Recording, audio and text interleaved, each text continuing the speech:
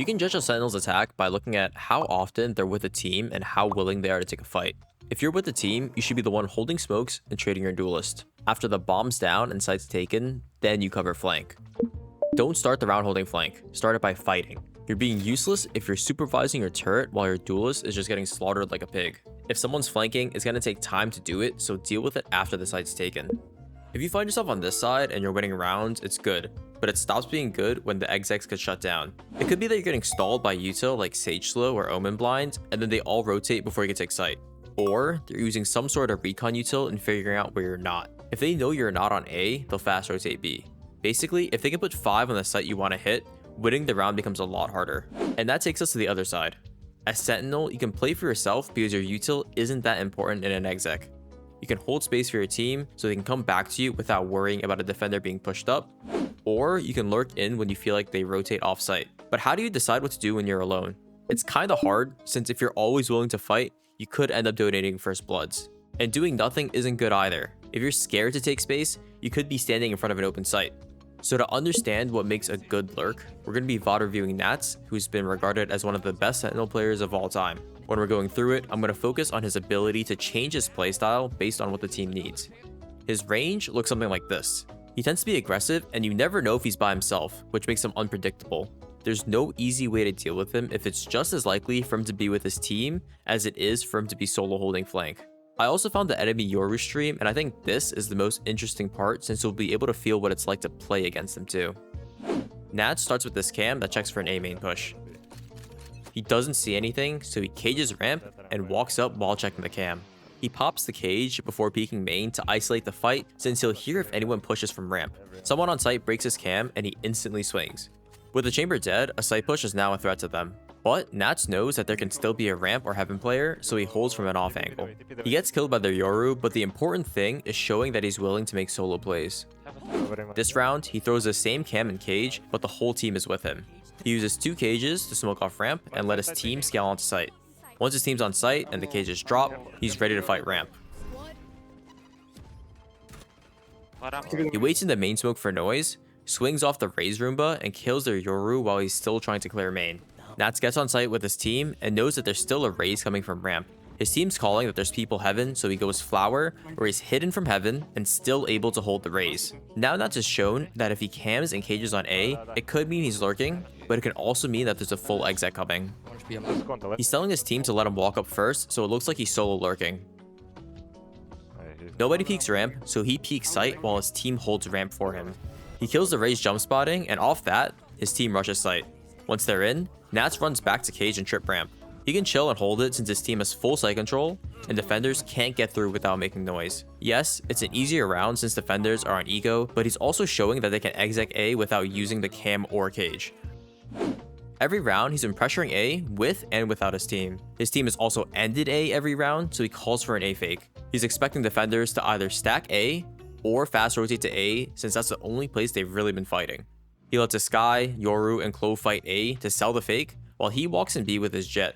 His read ends up being right. He clears sight and gets into CT to hold any peeks out of heaven. Nobody shows up and his Jet gets spotted by a Fade Dog, so Nats knows the fake is over. He goes for an open plant before defenders can make it back to B, and cages himself to avoid getting shot from heaven. When bomb's down, he trips and cams sight before tucking himself back sight. His team's all over sight, and he's using this cam to spot defenders as they're flooding out. It sees Fade and Yoru come out, and they can't even make it past pillar before getting swung. His team starts quiet while Nats cams and double cages. Their Fade Eye sees them all, and now his team is forced to exec A. This is still fine for him since he's comfortable fighting with his team. They run up ramp, but die before pushing through. Nats keeps up the ramp pressure with jiggles and wall bangs before regrouping with his team in main. They're able to fight together and bring the round back to a 3v3. Clove, go pick heaven. Go pick heaven with your ulti, I'll pick with you instantly.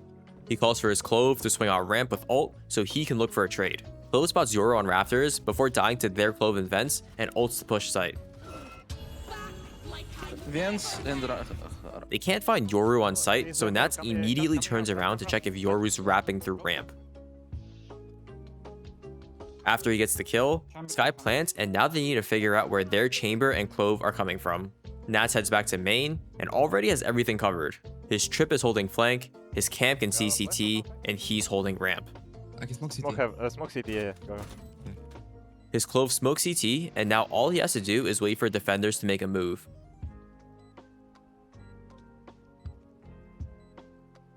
Once he's smoked off either Clove, he knows nobody should be coming from ramp since you wouldn't smoke off your own path of sight. He gets into the smoke and checks his cam, so he knows where to look when he swings out. He sees the Clove going into elbow on cam, so when he swings, he keeps his crosshair towards sight. He holds elbow for his Sky, and they end up winning the round.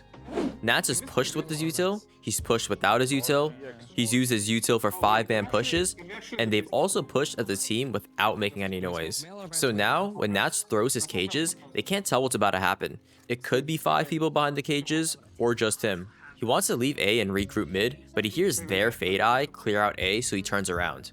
Defenders think A is clear, but by taking it back, Nats is making their info fake. That's why nobody's watching him as he runs up ramps. 6 and 5. Come back. But the round is still hard. His team's struggling to get out of vents, so he asks for a flash before swinging. Even though he gets insta-traded by their fade, it was a good swing since it was so unexpected. After Nats tosses the cages, Fade eyes and it scans nothing, so it's pretty likely that Nats is by himself. Chamber tries to swing sewers and punish him, but he turns on the cam and it distracts Chamber just long enough for Nats to kill him. He runs straight to mid after the kill and pops cages when he gets there. Now, the Fade has no idea what's going on. Nats could be pushing with the cages for an A split, holding for a re-clear, or he could have turned around and left A completely. Only we know that he's holding for a flank through vents for his team, and he's able to punish their Clove, who probably thinks Nats is still A. He ults after the kill, and knows both are B, so his team can end A, and they can play a 4v2 with full site control. I think he TP'd. Both B. Yeah, both B. Look at how unpredictable Nats was this half. He starts the game solo fighting, then he rushes with his team, plays first contact without util, walks up B while his team fights A, right back into an A rush, goes back to playing solo and then gets aggressive later in the round, and then he's solo again when he first bloods Chamber. It's really tough to deal with someone that's comfortable doing so many different things. Let's get into the enemy POV and see how this affects the way they defend. After Chamber gets picked off, Yoru here is running to sight and is looking to punish. His crosshair is placed to trace this wall and clear sight, and even though he kills Nats, you can see he was surprised by his position. When Yoru is ramped and caged off, he wants to clear A main before retaking sight. He knows that someone could be on either side of main and is caught off guard when he gets swung from the smoke instead. Now he plays towards B while setting up a TP to A. Off the A noise, he insta-TPs to help since they've been losing A so often. He clones and runs on sight, but we know this was a fake. They lose B, and even though he finds everyone with his Yoru ult, it's a struggle getting back on site through their setup. Cypher on side. 2 on side, Cypher left. 4, bingo, nobody middle.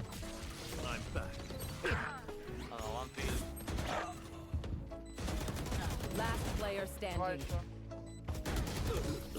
The fake from last round is still in the back of everyone's minds. After seeing 3A, Yoru sticks around a little bit longer before TPing in case there's B main noise.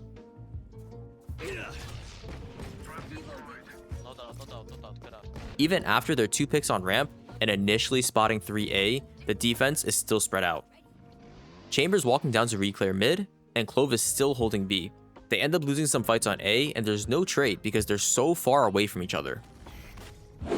There's noise mid this round, so he goes back to heaven to cover vents. He kills their Yoru and their Jet, and repositions Rafters to keep fighting.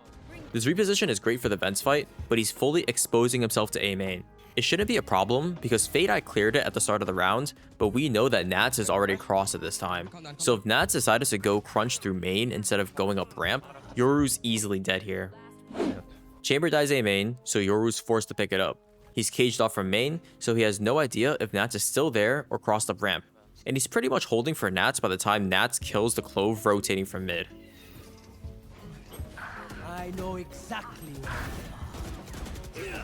The point is, lurking straight into CT and shooting someone in the back isn't the only way to attack a Senti. You can rush with your team or even just sit around and fight with them.